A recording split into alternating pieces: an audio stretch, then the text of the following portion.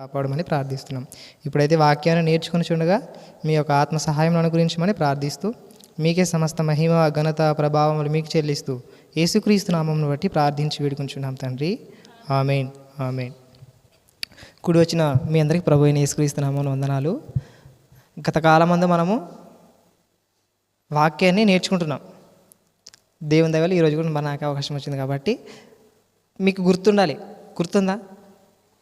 అందులో చేసి ఎవరికీ లేని ధన్యత దేవుడు మనకిచ్చాడని తప్పకుండా నమ్మాలి. ఎందుకంటే వాక్యం నేర్చుకోవాలి అనే ఆసక్తితో మీరు వచ్చారని నమ్ముచున్నాను. అందుకే రావాలి దేవుని మందిరానికి. వాక్యం నేర్చుకోవాలి అనే ఆసక్తితోనే దేవుని మందిరానికి రావాలి. వేరే ఎన్ని ఆశలు పెట్టుకొని వచ్చినా కూడా వృధా. వాక్యాన్ని నేర్చుకుంటే వాక్యం ద్వారా దేవుడు మనతో మాట్లాడతారనేది నగ్న సత్యం. అది దేవుడు తప్పకుండా మాట్లాడతాడు. కాబట్టి మనం ఇప్పుడు వాక్యాన్ని నేర్చుకోవడానికి దేవుని మందిరానికి వచ్చాం. వాక్యాన్ని నేర్చుకోవడానికి దేవుని మందిరానికి వచ్చాం. మొన్న వారం మనం ఏం నేర్చుకున్నామంటే, దేవుని మందిరానికి వచ్చినటువంటి మనము అసలు వాక్యాన్ని ఎందుకు నేర్చుకోవాలి అని ఈ అంశం మీద మనం మాట్లాడుకుంటూ వస్తున్నాం. ఇవన్నీ మీకు గుర్తుండాలి. మొదటిది, వాక్యము ఏం చేస్తుంది? నిత్యము నిలుస్తుంది అని నేర్చుకున్నాం. రెండవది వచ్చేసి వాక్యము హృదయాంతరంగాలను శుద్ధి చేస్తుందని నేర్చుకున్నాం. మూడవది, అసలు పాపమనే రోగానికి మందు ఏంటిదంటే వాక్యము అని నేర్చుకున్నాం. అటు తర్వాత అసలుకి పాపాన్ని నిరోధించే శక్తి, పాపముతో పోరాడే శక్తి ఏదంటే వాక్యమే నేర్చుకున్నాం. అంటే 4 విషయాలు నేర్చుకున్నాం. ఇవి రివైజ్ చేసుకుంటే ఏమవుతుంది? కొంతకాలం గుర్తుంటుంది. ఆ వారం మీద అప్పుడే మర్చిపోతుంది మనకు. ఈ వారం అస్సలు గుర్తుండదు. ఒకవేళ ఆ వారం చెప్పి ఈ వారం అస్సలకి జ్ఞాపకమే చేయనట్టుంటే అసలు ఇంకా రెండో వారం, నెక్స్ట్ వచ్చే వారం అస్సలు గుర్తుండవు. ఇంకా నేర్చుకున్నాం. ఇవన్నీ నేర్చుకున్నాం కాబట్టి ఇప్పుడు కూడా కొన్ని ఆ వాక్యాన్ని ఎందుకు నేర్చుకోవాలి మనము అనే దాని మీద ఇంకో విషయాన్ని నేర్చుకుందాం. ఇంకో విషయాన్ని కూడా నేర్చుకోవాలి తప్పకుండా. బైబిల్ విద్యార్థులుగా మనం తప్పకుండా వాక్యాన్ని నిరంతరం మన బ్రతుకు కాలం అంతా కూడా వాక్యాన్ని నేర్చుకోవాల్సిందే. బ్రతుకు కాలం అంతా ముసలోడైతావా అప్పటి వరకు కూడా వాక్యాన్ని నేర్చుకుంటూనే ఉండాలి. ఇది నగ్న సత్యం. ఎంత పెద్ద సేవకుడైనా, 60 ఏళ్ళు దాటి 80 సంవత్సరాలు ఉన్న సేవకుడైనా బైబిల్ ముందు ఒక విద్యార్థిగా వాక్యాన్ని నేర్చుకోవాల్సిందే. ఎవరైనా కానీ వాక్యాన్ని నేర్చుకుంటేనే ఆత్మ రక్షింపబడుతుంది. వాక్యాన్ని నేర్చుకోకుండా వాక్యాన్ని పక్కన పడేస్తామనుకో, అదే మనకు శాపమే తిరుగుతుంది అనమాట. కాబట్టి ఇప్పుడు వాక్యాన్ని నేర్చుకుంటున్నాం. ఇప్పుడు మనందరికీ యేసుక్రీస్తు ప్రభువారు అంటే అందరికీ తెలుసు. మన రక్షకుడైన, మన ప్రభువు అయిన, మనల్ని తన రక్తము చేత కొన్న వ్యక్తి ప్రాణం పెట్టాడు మన కోసం. కాబట్టి ఆ యేసుక్రీస్తు ప్రభువారు ఉన్న కాలంలోన ఆయన ఏమన్నాడంటే నేను ఈ లోకమునకు వెలుగు అన్నాడు. ఏమన్నాడు చెప్పండి? ఈ లోకమునకు వెలుగు అంట. నేనే ఈ లోకానికి వెలుగంట. ఎంత విచిత్రం కదా! నేను ఒక్కనే ఈ లోకానికి వెలుగు అంటే ఎట్లుంటా చెప్పండి?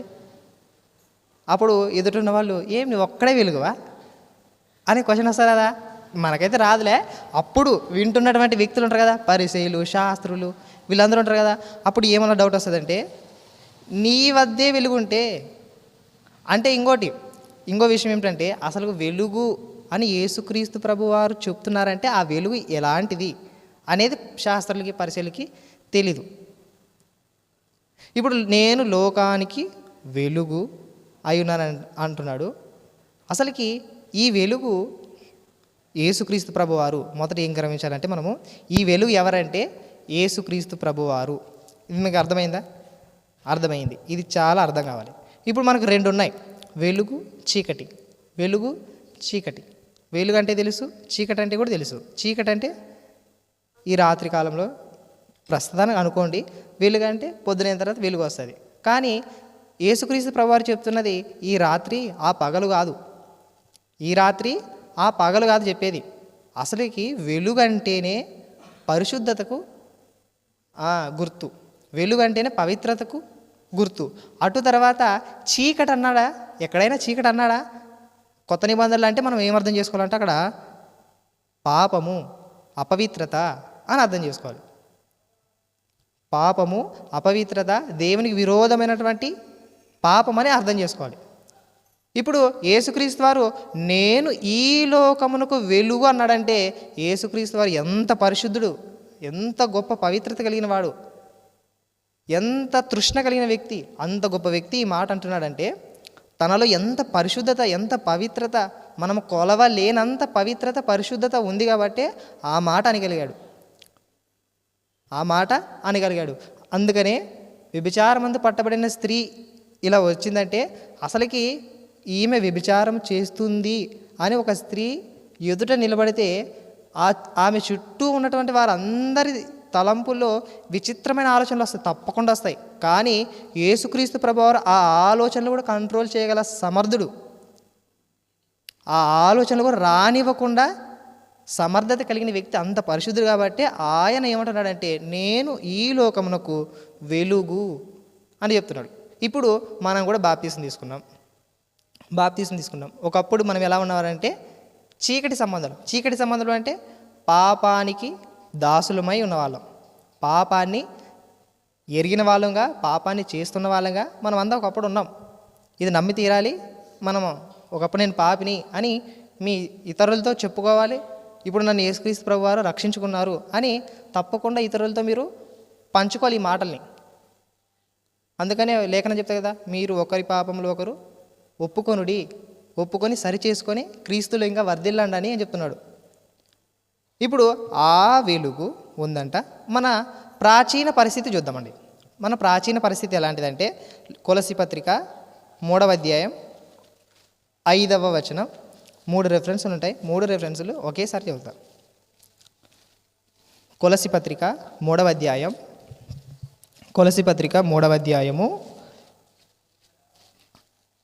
5వ వచనం.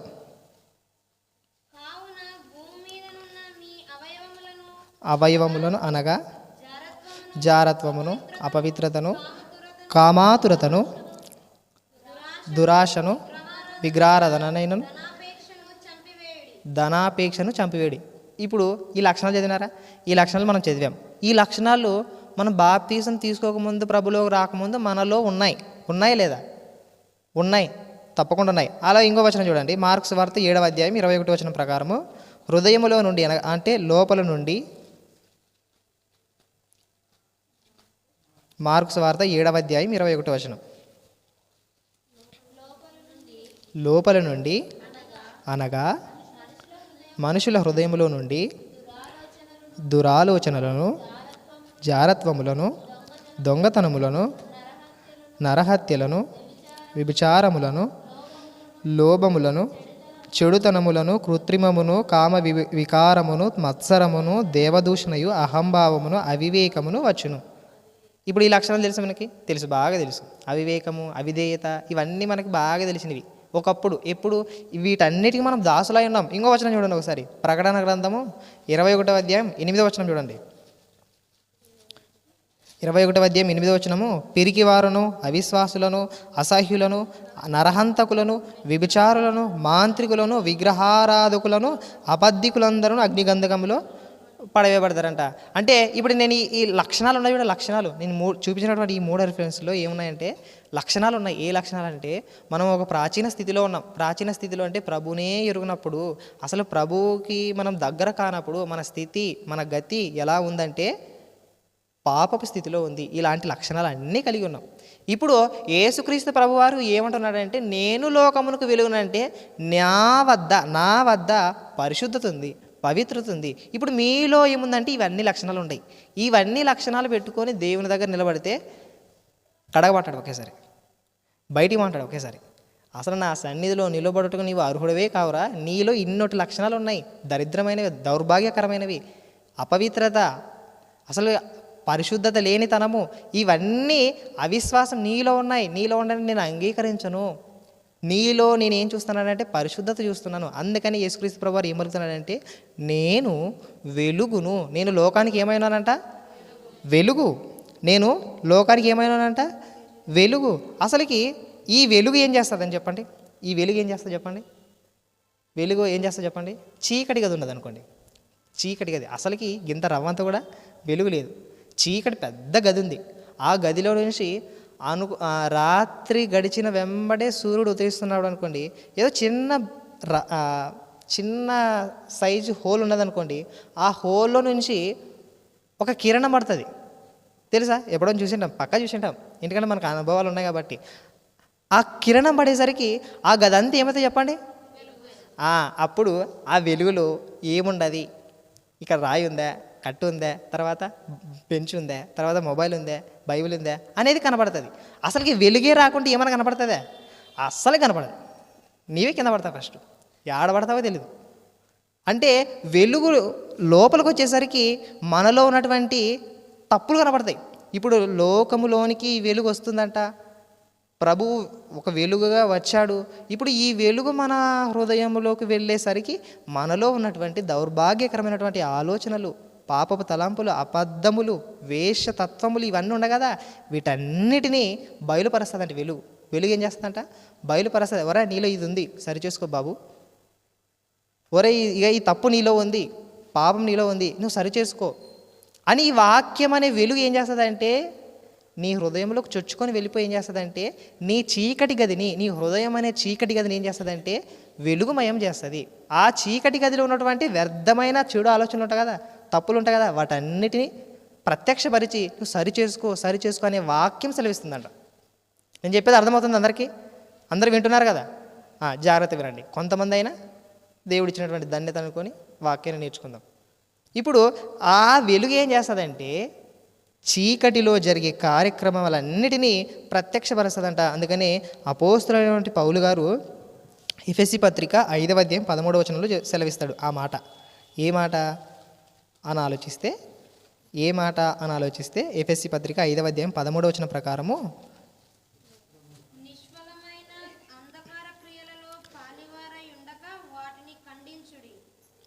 5వ అధ్యాయము 13వ వచనం, సమస్తమును ఖండింపబడి వెలుగు చేత ప్రత్యక్షపరచబడును. సమస్తమును ఖండింపబడి నిష్ఫలమైన 11వ వచనం కూడా చదువుకుందాం. నిష్ఫలమైన అంధకార క్రియలలో పాలివారై ఉండగా వాటిని ఖండించుడి. అంటే అంధకారము అంటే ఏంటి? చీకటి కదా. చీకటిలో ఎన్ని ఉన్నాయి? అనేక క్రియలు ఉన్నాయి. మొదట 3 వచనాలు చూపిస్తా. అబద్ధములు, ద్వేషములు, క్రూరత్వములు, నరహంతకులు అని ఈ లక్షణాలు ఉన్నాయి కదా. ఆ అంధకార క్రియలలో పాలివారై ఉండక వాటిని ఖండించుడి. ఎలైనగా అట్టి క్రియలు చేయవారు రహస్యమందు జరిగించు పనులను గూర్చి మాట్లాడుటైనను అవమానకరమై ఉన్నది. సమస్తమును ఖండింపబడి వెలుగు చేత ప్రత్యక్షపరచబడును. అంటే సమస్తమును ఖండింపబడి వెలుగు చేత ప్రత్యక్షపరచబడును. తర్వాత మాట్లాడండి, ప్రత్యక్షపరచున్నది ఏదో అది వెలుగే కదా. ఏం కదా? వెలుగే కదా. ఇప్పుడు ఆ వెలుగు లోకంలో ప్రకాశిస్తుంది సువార్త ద్వారా. ఆ వెలుగు ఏం చేస్తుందంటే నీతి సువార్త ద్వారా వెలుగు ఇతరులకు పంచబడుతుంది. ఇప్పుడు మన ప్రాచీన స్థితి అలా ఉంది. మన ప్రాచీన స్థితి ఎలా ఉందంటే చీకటిలో అంధకార సంబంధమైన క్రియలు కలిగిన వారమై ఉన్నాం. నేను చెప్పే విషయాలు అర్థమవుతున్నాయా?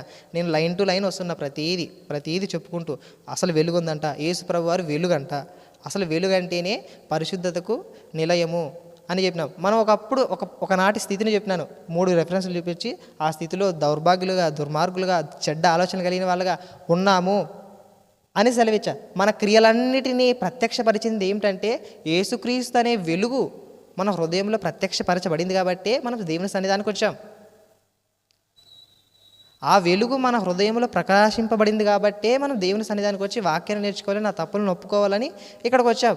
లేకుంటే మనం రాలేకపోయేవాళ్ళం, తప్పకుండా రాలేకపోయేవాళ్ళం. అంటే నేను చెప్పేది ఆర్డర్ వైజ్ ఉంది, చాలా జాగ్రత్తగా మీరు వినాలని ఆశపడుతున్నాను. ఇప్పుడు నేనేం చెప్పినానంటే అంధకార క్రియలు ఉన్నాయి. ఇప్పుడు మనల్ని ఏం చేశాడంటే ప్రభు ఏం చేశాడంటే నీతి సువార్తను తన భక్తులైన వారందరి ద్వారా ప్రకటింపజేస్తుండగా మనం ఏం చేసామంటే ఆ సువార్తను విన్నాం. ఇదిగో నీవు ఈ అంధకార సంబంధమైన క్రియలలో పాలివాడవై ఉన్నావు. ఎలాంటి క్రియలంటే చెడ్డ కార్యక్రమాలు, పాపపు క్రియలు, ఇవన్నిటిని మీరు అందరూ చేస్తున్నారు. ఇప్పుడు నీతి స్వార్థ ప్రకటింపబడుతుంది. మీ పాపములకు క్షమాపణ ఎవరి యొద్ద దొరుకుతుందంటే కేవలం యేసుక్రీస్తు వారి దగ్గరే దొరుకుతుందని మిమ్మల్ని ఏం చేశాడంటే ఆ అంధకార సంబంధమైనటువంటి క్రియలలో నుండి బయటికి తోలుకొచ్చాడు. ఒకేసారి అంధకార సంబంధమైనటువంటి క్రియలలో నుండి బయటికి తోలుకొచ్చి మిమ్మల్ని ఏం చేశాడంటే ఒక ప్రత్యేక జనాంగంగా, ఒక ప్రత్యేక వంశంగా, రాజులైన యాజక సమూహంగా మిమ్మును ఏర్పరచుకున్నాడని పేతురు గారు సెలవిస్తాడు. మొదటి పేతురు పత్రిక 2వ అధ్యాయం 9వ వచనం ప్రకారము అక్కడ పేతురు గారు ఏం చెప్తున్నాడంటే, మనందరికీ తెలిసిన మంచి వాక్యం ఇది. 2వ అధ్యాయం 9వ వచనం, 2వ అధ్యాయము 9వ వచనం. అయితే మీరు చీకటిలో నుండి ఆశ్చర్యకరమైన తన వెలుగులోనికి మిమ్మును పిలిచిన వాని గుణాతిశయములను ప్రచురము చేయు నిమిత్తమును ఏర్పరచబడిన వంశమును, రాజులైన యాచక సమూహమును, పరిశుద్ధ జనమును, దేవుని సొత్తైన ప్రజలునై ఉన్నారు. అంటే అయితే మిమ్మల్ని చీకటిలో నుండి ఎక్కడ పిలిచాడంట? ఆశ్చర్యకరమైనటువంటి వెలుగులోకి పిలిచారంట. అప్పుడంతా చీకటిలో ఏముందంటే పాపములు ఉన్నాయి, తప్పులు ఉన్నాయి. వాటన్నిటినీ యేసుక్రీస్తు వారి రక్తం చేత కడుగుబడి ఆశ్చర్యకరమైనటువంటి వెలుగులో కంటే అతి పరిశుద్ధ స్థలంలోకి మనల్ని నడిపించాడు అని మనకు అర్థమవుతుంది. నేను చెప్పేది విషయాలు అర్థమవుతున్నాయా? అర్థం కావాలి కూడా. అర్థం కాకుంటే ఎలా? ప్రతిదీ లైన్ టు లైన్ వస్తున్నా. మన ప్రాచీన స్థితి ఎలా ఉంది, ఇప్పుడు మనల్ని దేవుడు పిలుచుకున్నాడు. ఎలా పిలుచుకున్నాడు అంటే ఆశ్చర్యకరమైనటువంటి వెలుగులోకి పిలుచుకున్నాడు. పరిశుద్ధత కలిగి జీవించాలని ఆశపడుతున్నాడు. ఇప్పుడు యోహాను సువార్త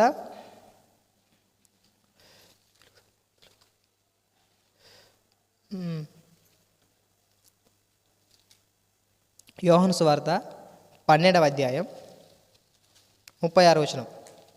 యోహాను సువార్త 12వ అధ్యాయం 36వ వచనం ప్రకారము, మీరు వెలుగు సంబంధులగునట్లు మీకు వెలుగుండగానే వెలుగునందు విశ్వాసముంచుడని వారితో చెప్పాను. ఎవరితో చెప్పానంటే అక్కడ ఉన్నటువంటి యూదులు, పరిసయ్యులు, శాస్త్రులు వీళ్ళందరూ ఉన్నారు కదా, వీళ్ళతో చెప్తున్నాడు. ఏమనంటే మీకు వెలుగు ఉండగానే మీరు వెలుగునందు విశ్వాసం ఉంచుడి.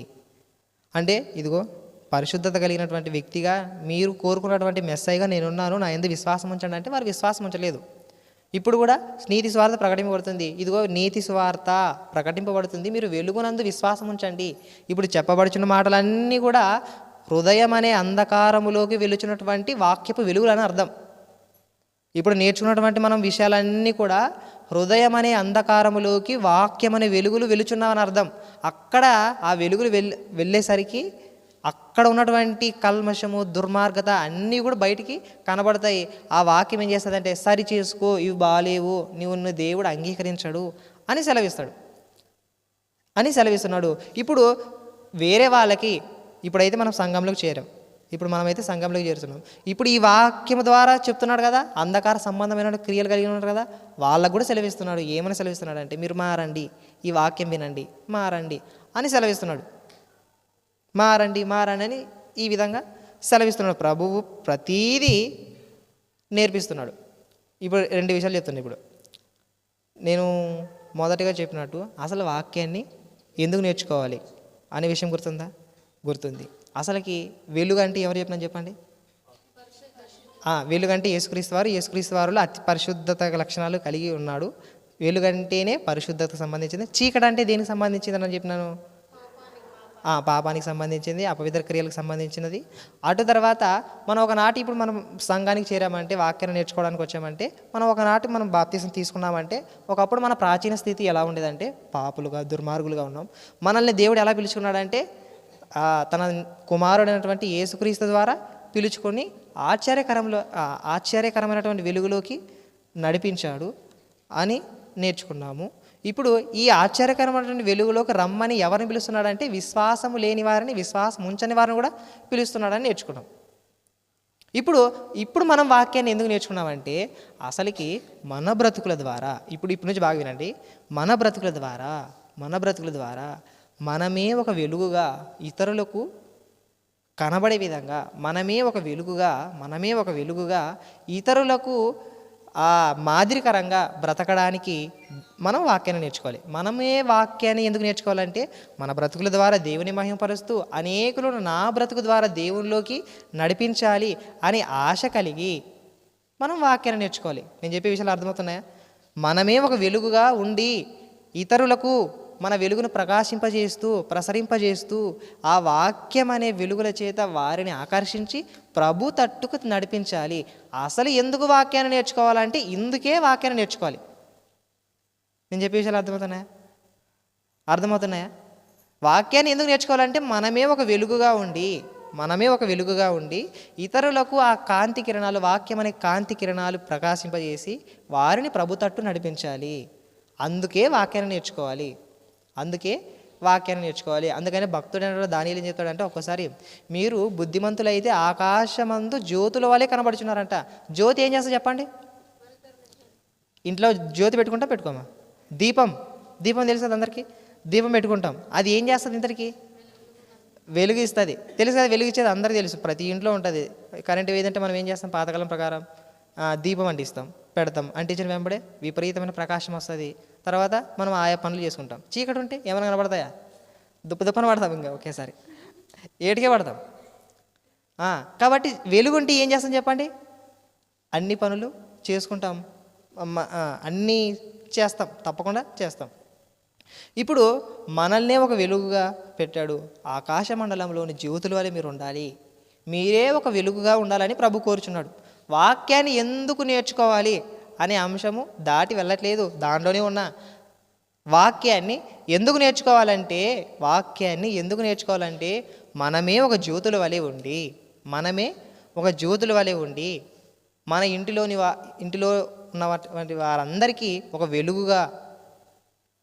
వెలుగుని ప్రసరింపజేసే విధంగా ఉండాలి. నేను చెప్పే విషయాలు అందరికీ అర్థమయ్యే చేతులెత్తాను ఒకసారి. నాకు అర్థమవుతున్నాయి, తప్పకుండా అర్థమవుతున్నాయి కదా.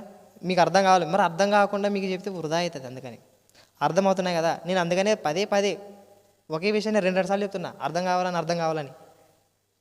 అర్థమైతే మంచిది, చాలా మంచిది. ఇప్పుడు మనల్ని ఎలా ఉండమన్నాడంటే దేవుడు, మీ ఇంట్లో ఒక దీపం ఉంటుంది కదా, ఆ దీపం వలె ఉండమంటున్నాడు. ఆ దీపం ఏం చేస్తుందంటే వెలుగిస్తుంది. మనందరికీ తెలుసు దీపం ఏం చేస్తుంది చెప్పండి? వెలుగిస్తుంది. మీ కుటుంబంలోన ఎవ్వరు మారుమనసు పొందలేరు, నీవే మారుమనసు పొందావు అనుకోండి. నువ్వు మారుమనసు పొందితే ఇంకా మంచిదిలే, కరెక్టే అనుకోండి. ఇప్పుడు నీవే మారుమనసు పొందితే నీవేం చేయాలి తెలుసా?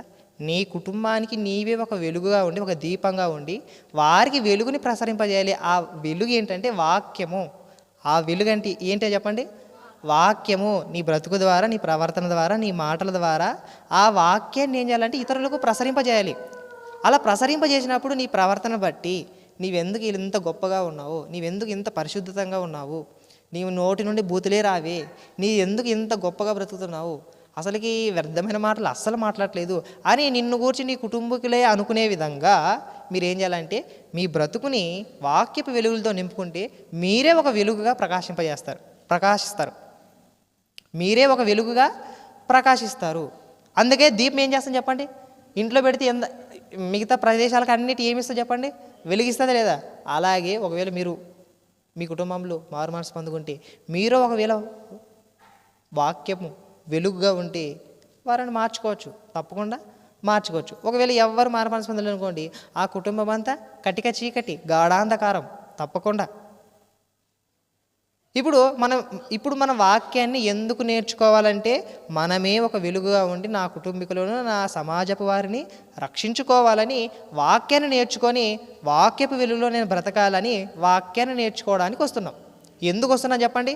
మన బ్రతుకుల ద్వారా వాక్యం అనే వెలుగులను ప్రసారింపజేయడానికి వాక్యాన్ని నేర్చుకుంటున్నాం. అర్థమవుతుందే? ఇప్పుడు మనల్ని ఎలా ఉండమన్నాడంటే ఆకాశమందు జ్యోతుల వలె ఉండమంటున్నాడు. అలాగే ఇంట్లో ఒక దీపం వలె మీరు ఉండండి. అటు తర్వాత పర్వతం మీద ఒక చిన్న లైట్ ఉంటే దేశానికి ఎంత లైట్ ఎలా కనపడుతుందో తెలుసు కదా.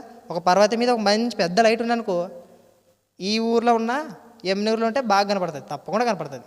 కాబట్టి మిమ్మల్ని ఎలా ఉండమన్నాడంటే పర్వతం మీద ఒక చిన్న లైట్ వలె ఉండమన్నాడు. అటు తర్వాత ఇంట్లో చీకటి గల గదిలో ఒక దీపం వలె ఉండమన్నాడు. అలాగే ఎలా ఉండమన్నాడు అంటే ఆకాశ మండలంలోని జ్యోతుల వలె ఉండమన్నాడు. ఎందుకు ఉండమన్నాడంటే నీ బ్రతుకు ద్వారా నీ కుటుంబీకులందరూ కూడా వెలగాలి. నీవే ఒక వెలుగుగా, నీవే ఒక దీపంగా వారిని వెలిగించాలి అనేది మనం నేర్చుకుంటున్నాం. అసలు నీ వాక్యాన్ని ఎందుకు మందిరానికి వచ్చి వాక్యాన్ని నేర్చుకుంటున్నావంటే నా బ్రతుకును మార్చుకొని నేనే నా కుటుంబంలో ఒక వాక్యంగా ఉండి, వాక్యపు వెలుగుగా ఉండి నా కుటుంబీకులను మార్చుకోవాలి అని చెప్పగలిగే సమర్థత ఇప్పుడు మనకు ఉండాలి. మనకు లేదంటే మనం ఇంకా లోయెస్ట్ స్టేజ్లో ఉన్నామన్నమాట. లోయెస్ట్ స్టేజ్లో అంటే దాన్ని ఏమంటారు, దారిద్ర్య రేఖ దిగువబడిన వర్గాలు అంటారు కదా, ఆ స్టేజ్లో ఉన్నాం అర్థం. కాబట్టి వాక్యాన్ని ఎందుకు నేర్చుకోవాలంటే మన కుటుంబీకులకు వాక్యపు వెలుగులు ప్రసరింపజేయడానికి నేను వాక్యాన్ని నేర్చుకోవాలి అని అర్థమవుతుంది. ఇప్పుడు ఆకాశ మండలంలోని జ్యోతుల వలె ఉండమని నేను చెప్పేది అర్థమవుతుంది. మళ్ళీ జాగ్రత్త వినండి. ఆకాశ మండలంలోని జ్యోతుల వలె ఉండమన్నాడు, ఇంట్లో ఒక దీపం వలె ఉండమన్నాడు, పర్వతం మీద ఒక చిన్న లైట్ వలె ఉండమన్నాడు. అసలుకి దీపం ఉండదు అనుకోండి, మన ఇంట్లో దీపం ఉంటుంది కదా, వెలిగిస్తాం. పాతకాలంలో అయితే చిన్న సీస పెట్టుకుని ఏం చేస్తాం, వెలిగించిన తర్వాత దాంట్లోకి ఏది వస్తుంది చెప్పండి, కిరోసిన్ వాసం. గుర్తుంది అందరికీ? పాత జ్ఞాపకాలు ఉన్నాయా? ఇప్పుడు ఎవరు వాడట్లేదు కాబట్టి అది పాత జ్ఞాపకమే.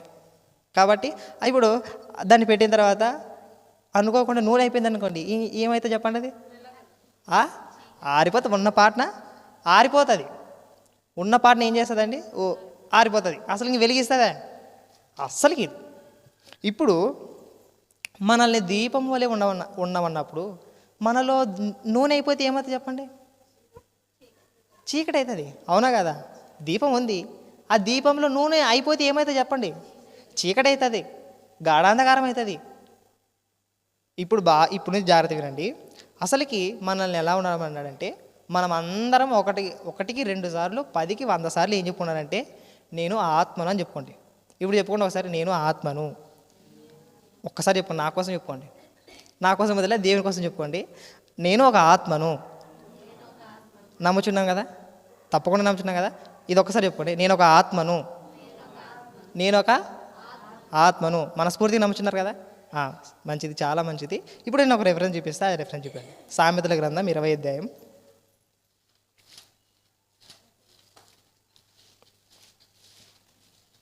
సామెతల గ్రంథము 20వ అధ్యాయం 27వ వచనం. సామెతల గ్రంథం 20వ అధ్యాయం 27వ వచనం ప్రకారం, నరుని ఆత్మ యెహోవా పెట్టిన దీపం. ఇప్పుడు మీరు అందరూ ఒప్పుకున్నారు కదా, మీరందరూ ఒప్పుకున్నారనే లేదు ఏమని, నేను ఒక ఆత్మని. మీరు నరులే కదా అందరూ, ఎవరు ఏలియన్స్ అయితే లేరు కదా, మనం అందరం నరులం. కాబట్టి దేవుడే చెప్తున్నాడంటే, నరుని ఆత్మ యెహోవా పెట్టిన దీపము అన్నాడు. ఇప్పుడు దీపం ఏం చేయాలి చెప్పండి, వెలిగియాలా లేకుంటే ఆరిపోకుండా ఇప్పుడు ఒకేదాని ఉండాలా? వెలిగియాల. దీపం అంటేనే ఏం చేయాలి చెప్పండి, వెలిగియాల. దీపం అంటేనే ఏం చేయాలి చెప్పండి, వెలిగియాల. దీపం అంటేనే ఏం చేయాలి చెప్పండి, 1కి 2 సార్లు ఎందుకు చెప్తున్నానంటే, దీపము వెలిగివ్వాలి. దీపము వెలిగివ్వాలంటే దాంట్లో ఏముండాలి ప్రాముఖ్యంగా? ఆయిల్ ఉండాలి, నూనె ఉండాలి, తప్పకుండా నూనె ఉండాలి. కానీ యేసుక్రీస్తు ప్రభు వారి కాలంలోన ఆయన ఒక ఉపమానం చెప్తున్నాడు. ఏమైనా ఉపమానం చెప్తున్నాడంటే, ఒకసారి మత్తయి సువార్త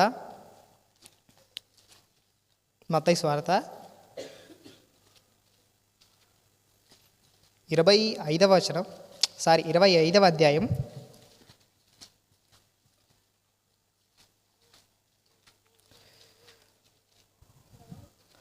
5వ వచనం మొదటి నుంచి చదువుతున్నాను, జాగ్రత్త వినండి. మత్తయి సువార్త 25వ అధ్యాయము మొదటి నుంచి చదువుతున్నాను.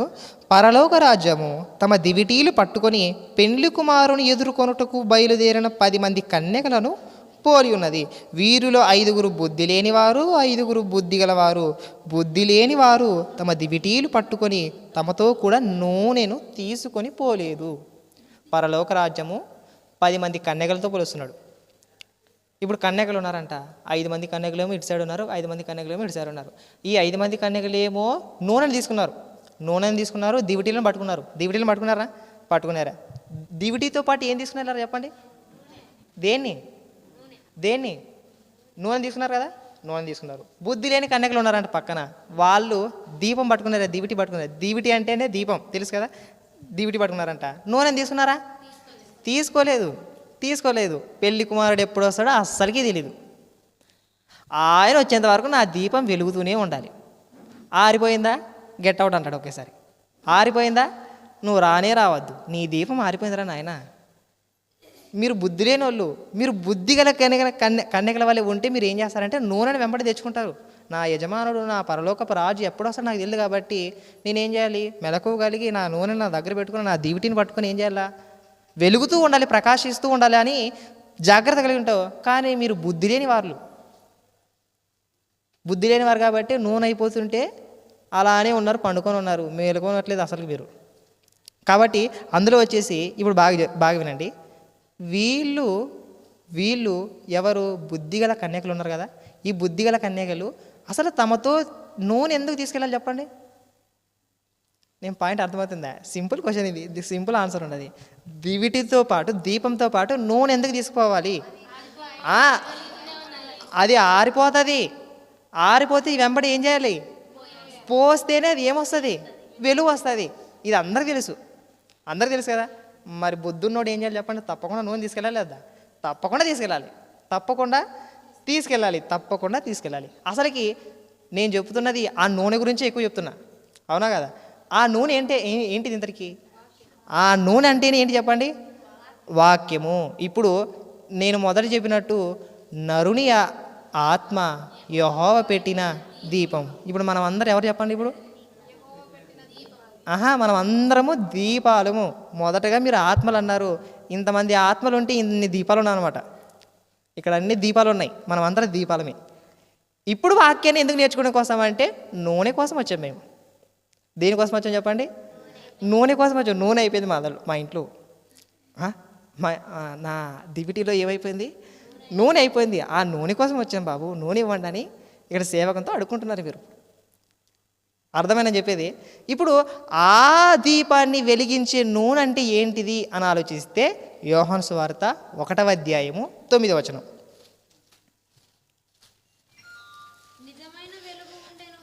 అంటే నిజమైన వెలుగుందంట. అది లోకములోనికి వచ్చుచు ప్రతి మనుష్యుని వెలిగించుచున్నదంట. ఏ మనుషుని? ప్రతి మనుషుని. అంటే దీపము కలిగిన ప్రతి వ్యక్తిని ఏం చేస్తుందంట? వెలిగిస్తుందంట. దాని యొక్క గుణమే, ఆ వెలుగు యొక్క గుణమే ఏంటదంట? వెలిగించే గుణము. వెలిగిస్తుందంట. ఇప్పుడు ఆ వెలుగు ఎవరని ఆలోచిస్తే ఎవరు చెప్పండి? యేసుక్రీస్తు ప్రభువారు. ఆది యందు వాక్యముండెను, వాక్యం ఎవరి యొద్ద ఉండెను? దేవుని యొద్ద ఉండెను.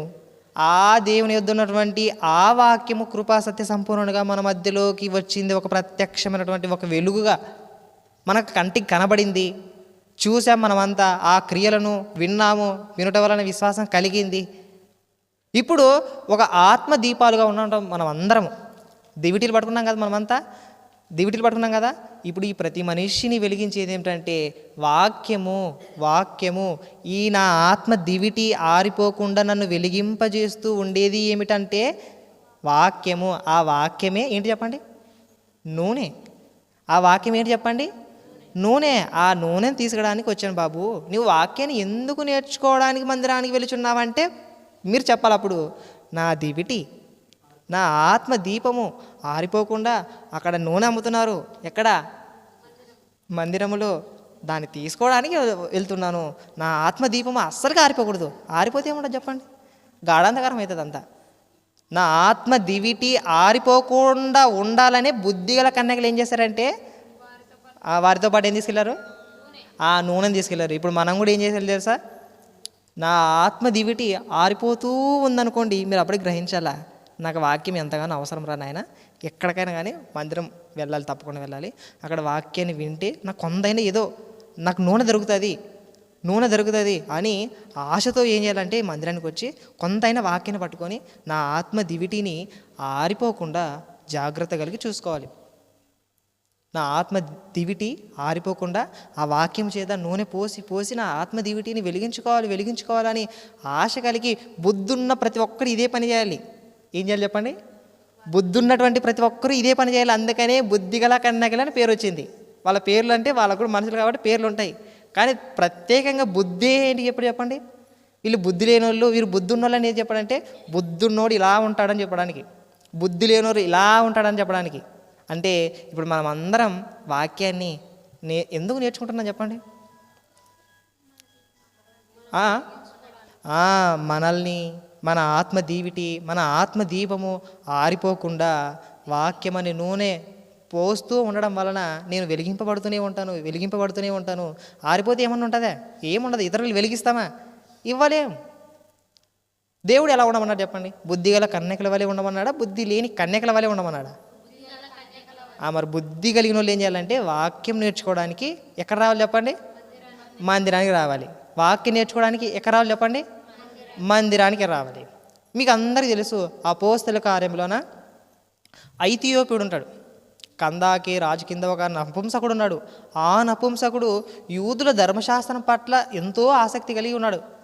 దేవుని మందిరానికి వెళ్ళాలని తన రథం వేసుకుని వస్తున్నాడంట. తన రథం వేసుకుని వస్తుంటే ఫిలిప్ని వెళ్ళమంటాడు. ఇదిగో నపుంసకుడు వెళ్తున్నాడు, నీవు పరిగెత్తుకుంటూ వెళ్ళాను అనగానే ఏం చేశాడంటే వెళ్ళిపోయాడు. వెళ్ళిపోయిన వెంబడే ఆయన ఒక యెషయా గ్రంథాన్ని చదువుతున్నాడు. వదకు తేబడిన గొర్రె వలె ఆయన మౌనంగా ఉండెను, బొచ్చు కత్తిరించి వాని ఎదుట ఏ విధంగా ఉన్నాడో ఆయన ఆ విధంగానే ఉన్నాడు అని ఆ లేఖనాలు చెబుతుంటే ఆయనకు కొంచెం డౌట్ వచ్చి, అసలు ఎవరి గురించి చెప్తుంది, నా గురించా, ఎవరి గురించి నాయన కొంచెం సహాయం చేయని ఫిలిప్ని అడిగితే నేను చెప్తా అని యేసుక్రీస్తు వారు అనే గొప్ప వెలుగును గురించి చెప్పాడు. మహా ఆశ్చర్యకరమైనటువంటి వెలుగును గురించి ఐథియోపియునికి చెప్పడం ద్వారా ఈ రథమాపు ఇప్పుడు బాప్తిస్మ ఇచ్చుటకు ఏమన్నా ఆటంకమా అని వెంబడే విన్నాడు, మారు మనసు పొందాడు, విశ్వసించాడు, బాప్తిసం తీసుకున్నాడు, రక్షింపబడి సంతోషంగా ఇంటికి వెళ్ళాడంట. సంతోషంగా ఇంటికి వెళ్ళాడు. ఇప్పుడు కూడా ఆయన ఒకటి గ్రహించాలి, నేను ఒక ఆత్మని దివిటీని, నేను ఒక ఆత్మని దీపము. ఇప్పుడు నన్ను వెలిగిస్తూ వెలిగిస్తూ వెలిగిస్తూ ఉండేదే నూనె. ఆ నూనె ఎవరో కాదు, యేసుక్రీస్తు ప్రభువారు. అందుకని యేసుక్రీస్తు ప్రభువారు నూనె, ఎట్ ద సేమ్ టైం వాక్యము. ఆ వాక్యమే నన్ను వెలిగిస్తుందని ఆయన ఆత్మ దీపాన్ని వెలిగించుకొని వాక్యాన్ని పట్టుకెళ్ళాడు అనమాట. నేను చెప్పే విషయాలు అన్న అర్థమవుతున్నాయా? అలాంటి అన్యజనుడు, ఒక నపుంసకుడు మారు మనసు పొంది తన ఆత్మ దివిటీని వెలిగించుకొని వెళ్ళిపోయాడంటే మన సమాజంలోన ఎంతమంది ఆరిపోయిన దీపాలు ఎన్నున్నాయి చెప్పండి? ఉన్నాయా లేవా ఆరిపోయిన దీపాలు? నిజమైన వెలుగు లోకములకు వస్తుంది, ప్రతి మనిషిని వెలిగిస్తుందంటే ఎంతమంది దాన్ని గ్రహిస్తున్నారు? కొంతమందిని గ్రహిస్తున్నారా? ఎవరు గ్రహించట్లేదు, ఎవరు కూడా గ్రహించట్లేదు. అందుకని ఇక్కడే చెప్తాడు యోహాను సువార్త 3వ అధ్యాయం ఇక్కడ చూడండి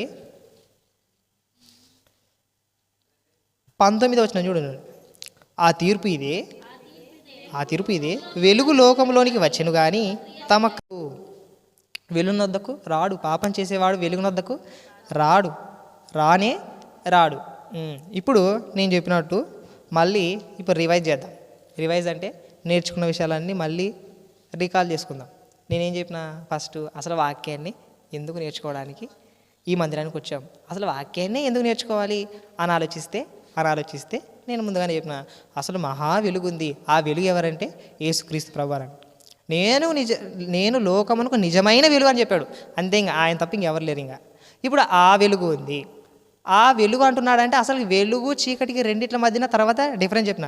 వెలుగు అంటేనే పరిశుద్ధతకు సంబంధించింది, వెలుగు అంటేనే పవిత్రతకు సంబంధించింది. మరి చీకటి అంటేనే 3 రెఫరెన్స్ చూపించిన. 3 రెఫరెన్స్లో దరిద్రమైన లక్షణాలు ఉన్నాయి, ఎవడు ఇష్టపడని లక్షణాలు ఉన్నాయి. నరహత్య చేస్తామంటే నేను ఒప్పుకుంటారా? సమాజమే ఒప్పుకోదు ఫస్ట్. ఈ లక్షణాలు ఉన్నాయి. ఏవి?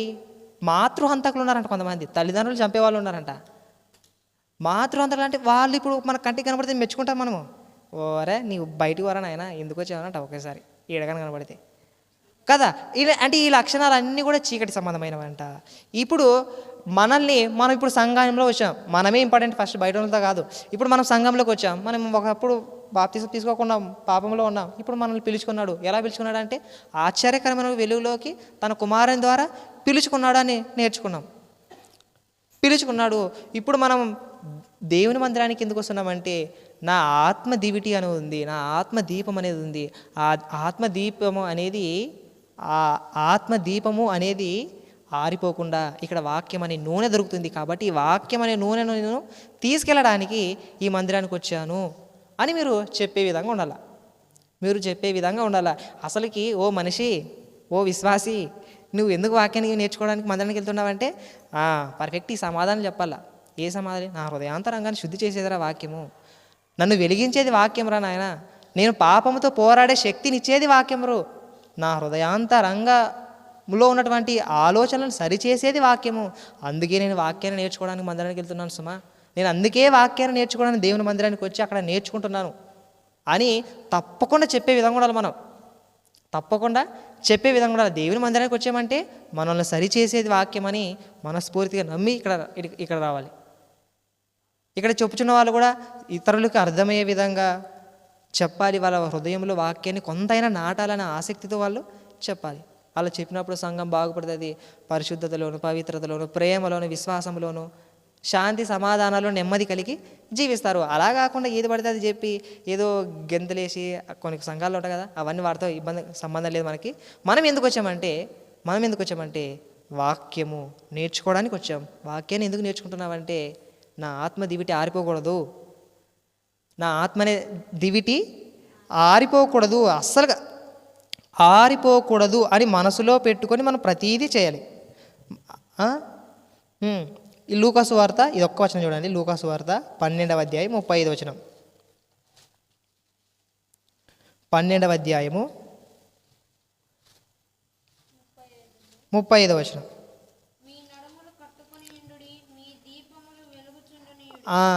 మీ నడుములను ఏం చేయాలంట? కట్టుకొని ఉండడి. మీ దీపాలను ఏం చేయాలి చెప్పండి? వెలుగుచుండనీయుడి. బాగా చదవండి ఒకసారి. మీ దీపములు వెలుగుచుండనీయుడి. వెలుగుతూనే ఉండే విధంగా చూసుకొని మీరు జాగ్రత్త పడండి. ఒకవేళ మీ దీపాలు ఆరిపోతాయేమో, ఆ దీపాలు కానీ ఆరిపోతే గాఢాంధకరం అవుతుంది ఇంకా మీ పరిస్థితి అని మీరు వెలుగు ప్రేమిస్తూ ఆ వెలుగు ఉన్నటువంటి దీపాన్ని వెలిగించే దీపము మీరు వాక్యాన్ని నేర్చుకుంటూనే ఉండండి అని మనకు సెలవిస్తున్నాడు ప్రభు. మనుషులు మీ సత్క్రియలు చూచి దేవుని మహిమపరచినట్లు మీ వెలుగును ప్రకాశింపజేయడానికి అసలు మత్తయి సువార్తలో చెప్తాడు. అంటే వాక్యాన్ని ఎందుకు నేర్చుకోవడానికి దేవుని మందిరానికి వస్తున్నామంటే నేను నా ఆత్మదీపాన్ని వెలిగించుకొని నేను అనేకులకు వెలుగిచ్చే విధంగా ఉండాలని ఆశపడుతూ వాక్యాన్ని నేర్చుకుంటున్నాను అని మీరు చెప్పే విధంగా ఉంటే అప్పుడు నేర్చుకోవడానికి ఆసక్తితో వస్తే మీరు ఫలిస్తారు. అవును, నేను వాక్యాన్ని నేర్చుకుంటున్నాను, నన్ను సరిచేస్తుంది, నా ఆలోచనలోను, నా తలంపుల్లోనూ, నా ప్రతి విషయంలోనూ నన్ను సరిచేసి స్థిరంగా విశ్వాసంలో కదలని వారుగా, మెదలని వారుగా ఉండడానికి నాకు వాక్యం తోడ్పాటునిస్తుంది అని ఎరిగి మనం ఏం చేయాలంటే దేవుని మందిరానికి వచ్చి అక్కడ వాక్యాన్ని నేర్చుకొని వాక్యం అనే నూనెని మన బుడ్డిలో నింపుకొని వెళ్ళిపోవాలి. అలా వారానికి ఒకసారి వస్తుంది. ఏంటిది? వాక్యం నేర్చుకోవడానికి ఎన్నిసార్లు వస్తారు మీరు? వారానికి ఒకసారి వస్తారు. మా అంటే 2 సార్లు, అంతకుమించి వస్తారా? ఎన్నిసార్లు వస్తారు చెప్పండి? మా అంటే ఆదివారం పొద్దున వస్తారు, తర్వాత నైట్ వస్తారు. అటు తర్వాత స్త్రీల కూడిక, స్త్రీలైతే స్త్రీల కూడిక, యవనస్తులైతే యవనస్తుల కూడిక. గ్యాప్ వస్తా కదా. ఎర్లీ మార్నింగ్ వచ్చిన వాళ్ళు మంచోళ్ళు, దేవునికి స్తోత్రం. వాళ్ళు వాక్యాన్ని వింటూనే ఉన్నారు, వాళ్ళు నేర్చుకుంటూనే ఉన్నారు. మాకంటే దానిలో వాళ్ళే ఎక్కువ.